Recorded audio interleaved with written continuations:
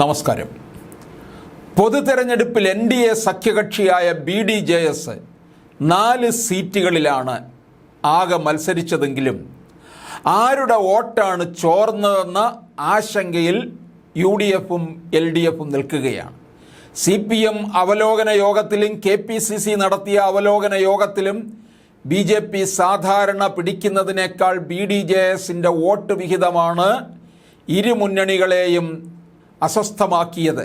കോട്ടയം, ഇടുക്കി, മാവേലിക്കര, ചാലക്കുടി മണ്ഡലങ്ങളിലാണ് BDJS സ്ഥാനാർത്ഥികൾ മത്സരിച്ചത്. ഈ 4 മണ്ഡലങ്ങളും BJP മുന്നണിയെ സംബന്ധിച്ചിടത്തോളം വലിയ സ്വാധീനമുള്ള മണ്ഡലങ്ങളല്ല.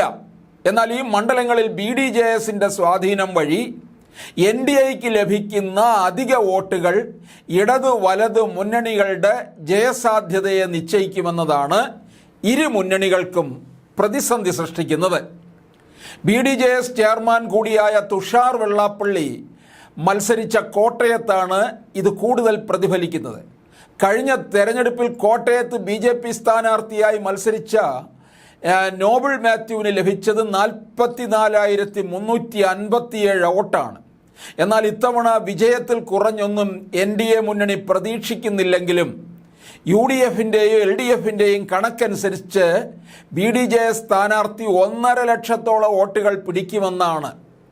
ഈഴവ സമുദായ അംഗങ്ങൾ കൂടുതലുള്ള വൈക്കം, കുമരകം, തിരുവാർപ്പ് മേഖലകളിലെ ഉയർന്ന പോളിംഗും BDJSന് അനുകൂലമായി ഉണ്ടായ തരംഗമാണെന്നാണ് വിലയിരുത്തപ്പെടുന്നത്. പരമ്പരാഗതമായി ഈഴവ സമുദായ അംഗങ്ങളിലെ നല്ലൊരു ശതമാനം വോട്ട് ഇടതു പാർട്ടികൾക്ക് അനുകൂലമായി മാറുന്നതാണ് കണ്ടുവരുന്നത്.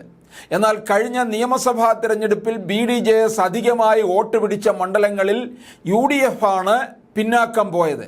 അതിനാൽ BDJS പിടിക്കുന്ന വോട്ട് ഇരു മുന്നണികളെയും ബാധിക്കുമെന്നാണ് രാഷ്ട്രീയ നിരീക്ഷകരുടെ വിലയിരുത്തൽ. CPMും CPIയും സംസ്ഥാന തലത്തിൽ നടത്തിയ അവലോകന യോഗത്തിൽ കോട്ടയം സീറ്റ് നഷ്ടപ്പെടുമെന്നാണ് വിലയിരുത്തിയത്. ഇതിന് കാരണമായി അവർ ചൂണ്ടിക്കാട്ടിയത് പരമ്പരാഗതമായി കിട്ടിയിരുന്ന ഇടതു വോട്ടുകളിൽ കുറച്ച് BDJS സ്ഥാനാർത്ഥികൾക്ക് പോയിട്ടുണ്ടെന്നാണ്. എന്നാൽ CPM കോട്ടയം ജില്ലാ കമ്മിറ്റി നടത്തിയ അവലോകന യോഗത്തിൽ BDJS പിടിച്ചത് UDF വോട്ടാണെന്നും അതുകൊണ്ട് ഇടത് സ്ഥാനാർത്ഥി തോമസ് ചാഴിക്കാടൻ 20,000-നും 30,000-നും ഇടയിൽ വോട്ട് നേടി വിജയിക്കുമെന്നാണ്. CPM സംസ്ഥാന കമ്മിറ്റിയും ജില്ലാ കമ്മിറ്റിയും 2 നിലപാട് സ്വീകരിച്ചതോടെ ആശയക്കുഴപ്പത്തിലായത് കോട്ടയത്ത് കേരള കോൺഗ്രസ് നേതൃത്വമാണ്. കേരള കോൺഗ്രസ് ഇടതുമുന്നണിയുടെ ഭാഗമാകുന്നതിന് മുമ്പ് നടന്ന തെരഞ്ഞെടുപ്പുകളിൽ LDFന് ശരാശരി 3 ലക്ഷം വോട്ട് ലഭിക്കാറുണ്ട്. ഈ വോട്ട് ലഭിച്ചാൽ കേരള കോൺഗ്രസിൻ്റെ വോട്ട് കൂടി ചേർന്നാൽ ജയ ഉറപ്പാണെന്നാണ് കേരള കോൺഗ്രസ് നേതൃത്വം പറയുന്നത്.